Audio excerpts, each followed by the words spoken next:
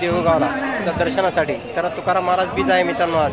तर रस्त्यानं आपण जात होतो, जे अंध आणि अपंग आहेत मित्रांनो ते एकदम चांगल्या प्रकारचे गवळणी म्हणतात आणि एकदम सूर एकदम असा जबरदस्त आवाज आहे मित्रांनो. तुम्ही असा आवाज कधी ऐकला नसेल तर मित्रांनो हा संपूर्ण व्हिडिओ बघा. आणि ते अंध आणि अपंग आहेत मित्रांनो पण चांगल्या प्रकारे म्युझिक म्हणतात आणि चांगल्या प्रकारे वाजवतात मित्रांनो.